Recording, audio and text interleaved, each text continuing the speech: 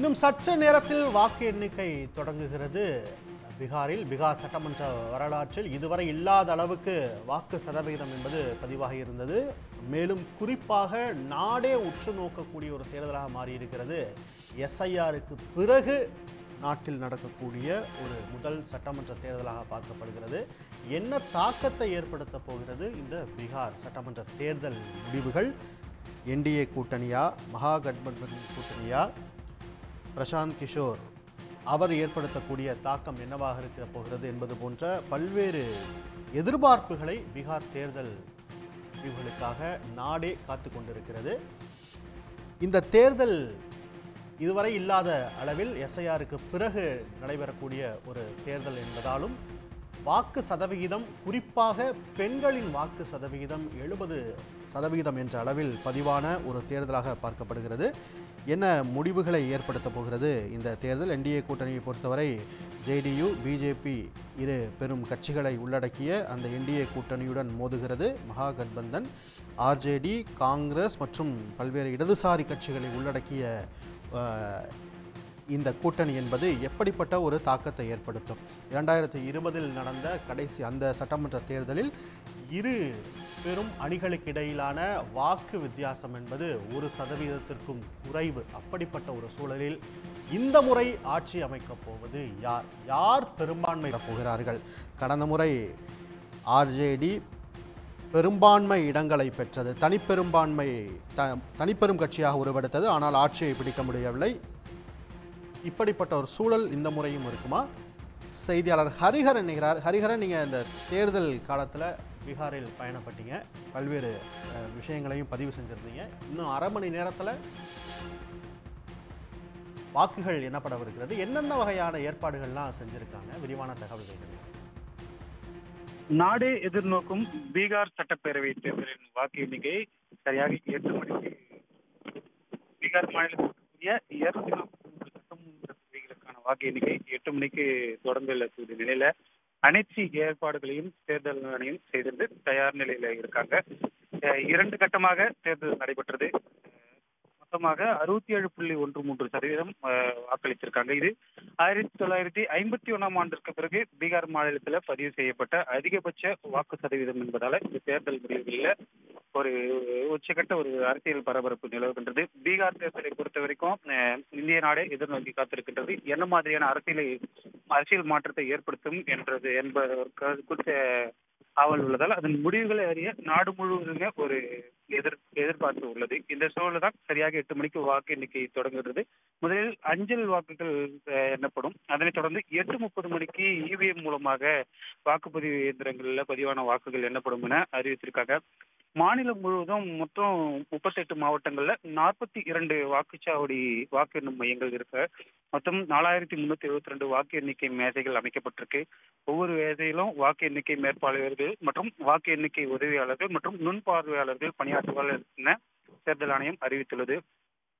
ஒவ்வொரு வேட்பாளரும் தங்களுக்கான நியமித்த முகவர்கள் வழியாக இந்த வாக்கு எண்ணிக்கையை கண்காணிக்கலாம்னு தெரிவிச்சிருக்காங்க.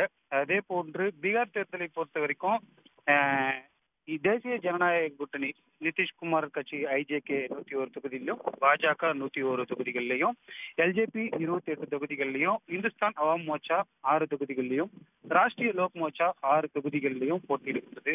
அதே போன்று மெகா கூட்டணி தேஜஸ்வி யாதவ் தலைமையிலான மெகா கூட்டணியில முதலமைச்சர் வேட்பாளராக தேஜஸ்வி யாதவ் இருக்கிறார். இதுல ஆர்ஜேடி அவரது கட்சி 143 இடங்களிலும், காங்கிரஸ் 61 இடங்களிலும், சிபிஐ 20 இடங்களிலும், விஐபி கட்சி 12 இடங்களிலும், இந்திய கம்யூனிஸ்ட் 9 இடங்களிலும், மார்க்சிஸ்ட் கம்யூனிஸ்ட் 4 இடங்களிலும். மூன்றாவதாக ஒரு கட்சி போட்டியிடுகின்றது ஜன்சுராஜ். மொத்தமாக தேர்தல் வியூக வகுப்பாளர் ஜன்சுராஜ் கட்சி 238 தொகுதிகளிலும், ஓவைசியின் ஏஐஎம்ஐஎம் கட்சி 25 இடங்களிலும் போட்டியிடுகின்றது. இப்படி இருக்கக்கூடிய சூழல் தான் 2 கட்டமாக நடைபெற்ற இந்த தேர்தலில் வாக்கு எண்ணிக்கை முடிவுகள் இன்று எண்ணப்படுகின்றது. தேர்தல் களத்துல பல்வேறு முக்கிய அரசியல் கட்சி தலைவர்கள் தீவிரமாக பிரச்சாரம் மேற்கொண்டிருந்தாங்க. பல்வேறு வாக்குறுதிகள் அளிக்கப்பட்டிருக்கு. பீகார் சட்டமன்ற தேர்தலை பொறுத்த வரைக்கும் இதுவரை இல்லாத அளவிற்கு பெண்களுக்கு அதிக வாக்களிச்சிருக்காங்கன்ற ஒரு தகவலும் வெளியாகி இருக்கு. பெண்களுக்கான நலத்திட்டங்களும் வாக்குறுதிகளும் இந்த தேர்தலில் முன் எப்போதும் இல்லாத அளவிற்கு போட்டி போட்டுக்கொண்டு இரண்டு கூட்டணியிலுமே அறிவிக்கப்பட்டிருந்தது. தேர்தலுக்கு முன்பாகவே தேசிய ஜனநாயக கூட்டணியில பெண்களுக்கான நலத்திட்ட உதவிகள், அந்த உரிமை தொகைகள், சுயதொழில் தொடங்குவதற்கான உதவித்தொகை போன்றவை அறிவிக்கப்பட்டிருந்தது. அதே போன்று ஆர்ஜேடி சார்பில் தேர்தலில் வெற்றி பெற்றால் மகளிர் உரிமை தொகை 2500, பெண்கள் வேலைக்கு செல்வதற்கான வழிகள், பெண்கள் கல்வி கற்பதற்கான வழிகள், பல்வேறு நலத்திட்டங்கள் நிறைவேற்றப்படும் என தேஜஸ்வி யாதவ் தரப்புல அறிவிக்கப்பட்டிருந்தது. இந்த சூழல தான் இன்னும் சற்று நேரத்துல இந்த வாக்கு எண்ணிக்கை தொடங்க இருக்கு. 8 மணிக்கு வாக்கு எண்ணிக்கை தொடங்கக்கூடிய சில மணி நேரங்கள்ல முழுவதுமாக யார் முன்னிலையில் இருப்பார்கள், யார் ஆட்சியை கைப்பற்றுவார்கள். பீகார் தேர்தலை பொறுத்த வரைக்கும் எந்த கூட்டணி வெற்றி பெற்றாலுமே அந்த கூட்டணி ஆட்சி தான் அமையும் என்ற ஒரு சூழல் இருந்தது.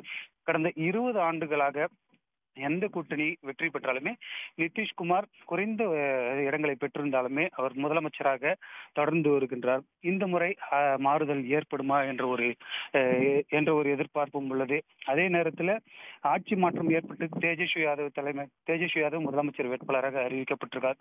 அவர் முதலமைச்சர் ஆவதற்கான வாய்ப்புகள் உள்ளதா என்ற எதிர்பார்ப்பும் எழுந்துள்ளது. தேஜஸ்வி யாதவ் ஒரு பகிரங்க குண்டை வீசி இருக்கிறார். காங்கிரஸ் கூட்டணி வெற்றி பெறக்கூடிய, இந்தியா கூட்டணி வெற்றி பெறக்கூடிய இடங்கள்ல முடிவுகளை தாமதப்படுத்த சில உத்தரவுகள்லாம் பிறப்பிக்கப்பட்டிருக்கு அப்படிங்கிற ஒரு விஷயத்தெல்லாம் சொல்லியிருக்காரு. அது போன்ற நடவடிக்கைகள் அங்க எப்படி பார்க்கப்படுது? நம்ம பீகார் சட்டப்பேரவை தேர்தலில் ஒரு 15 நாட்களுக்கு மேலா முழுவதுமா களம் முழுவதுமாவே சென்று செய்தி சேகரிச்சிருந்தோம். போன தேர்தலே பல இடங்கள்ல இந்த மகா கட்பந்தன் கூட்டணியில் இருக்கக்கூடிய வெற்றி பெறும் வாய்ப்புகள் இருக்கக்கூடிய நிலையில இருந்த தொகுதிகளில் பல இடத்துல வந்துட்டு இந்த தேர்தல் முடிவுகள் தாமதப்படுத்தியதுனால வந்துட்டு வெற்றி வாய்ப்பு பறிக்கப்பட்டதுன்றது ஒரு குற்றச்சாட்டு இருந்தது. போன தேர்தலையும் குறைந்த வாக்கு வித்தியாசத்துலதான் வந்துட்டு தேர்தல் முடிவுகள் மாறிச்சு. அது போன்ற ஒரு சூழல் தான் இப்பவும் அங்க நிலவரதா காங்கிரஸ் கட்சியும், அதாவது மகா கட்பந்தன் கூட்டணியில் இருக்கக்கூடிய முக்கிய தலைவர்கள் சொல்றதை நம்ம பார்க்க முடிஞ்சு. அதற்கேற்றார் போலதான் வந்துட்டு தேர்தல் முடிவுகள் தாமதமாவதற்கான வாய்ப்புகள் உள்ளது என்ற ஒரு குற்றச்சாட்டையும் அறிவித்திருக்காரு. பீகார் மட்டும் இல்ல, பல இடங்கள்ல இந்த மாதிரி குறைந்த வாக்கு எண்ணிக்கை வித்தியாசம் இருக்கக்கூடிய இடங்கள்ல இது போன்ற ஒரு குற்றச்சாட்டுகளை அரசியல் கட்சிகள் தொடர்ந்து எழுப்பி வருகின்றனர். அதே நேரத்துல இந்த ஓட்சோரி, வாக்கு திருட்டு, அதுக்கப்புறம் இந்த வாக்கு எஸ்ஐஆர்ல வந்துட்டு வாக்காளர்களை வந்துட்டு நீக்கினது போன்ற பல குற்றச்சாட்டுகள் இருக்கு. இதனையெல்லாம் கடந்து தான் வாக்கு எண்ணிக்கை முடிவுகள் வெளியாகும் போதும் வாக்கு எண்ணிக்கை தாமதப்படுத்துகிறதா என்பதை முழுமையாக பார்க்கும் போது நமக்கு தெரியும். 2-3% அளவிற்கு ஒரு ஸ்விங் இருந்தாலே இந்தியா கூட்டணி எளிதாக வெற்றி பெற்றுவிடும் அப்படிங்கிற கணிப்புகள்லாம் இருக்கும்போது, இந்தியா கூட்டணி முன்னிலை வகிக்கக்கூடிய இடங்கள்ல தேர்தல் முடிவுகளை தாமதப்படுத்தக்கூடிய ஒரு முயற்சிங்கிறது கடந்த முறையே இருந்ததை நீங்க சுட்டிக்காட்டினீங்க.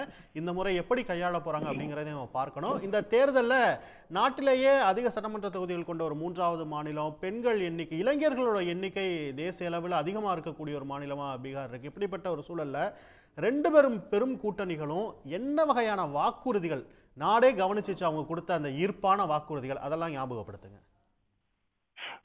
2 தரப்புலுமே பல்வேறு வாக்குறுதிகள் கொடுத்திருக்காங்க. அதுல தமிழகத்தை மையப்படுத்தி தமிழகத்துல செயல்படுத்திட்டு வர பல திட்டங்கள் பிரதானமா முக்கிய பங்கு வகிக்கின்றது.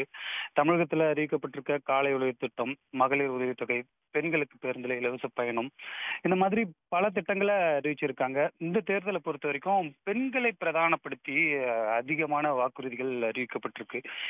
தேர்தலுக்கு முன்பாகவே தேசிய ஜனநாயக கூட்டணியில பெண்களுக்கு பல்வேறு வாக்குறுதிகள் அறிவிக்கப்பட்டு அது நிறைவேற்றப்பட்டு இருக்கு. ஒரு சில பகுதிகளில் நம்ம செய்தி சேகரிக்கும் போது ஒரு சில பெண்களுக்கு அந்த, அதாவது தேசிய ஜனநாயக கூட்டணி சார்பில், பாஜக சார்பில் அறிவிக்கப்பட்ட அந்த நலத்திட்ட உதவிகள் வரலன்ட்டு குற்றச்சாட்டு வச்சதையும் நம்ம பார்க்க முடிஞ்சு. ஹஜிப்பூர்ல நம்ம செய்தி சேகரிச்சிருக்கிற போது ஒரு கிராமத்துல இந்த குற்றச்சாட்டை முன் வச்சிருந்தாங்க. அதே நேரத்துல இந்த ஆர்ஜேடி சார்பில், தேஜஸ்வி யாதவ் சார்பில் வந்துட்டு மகளிருக்கு உதவித்தொகை வந்துட்டு வழங்கப்படும் சொல்லியிருந்தாரு.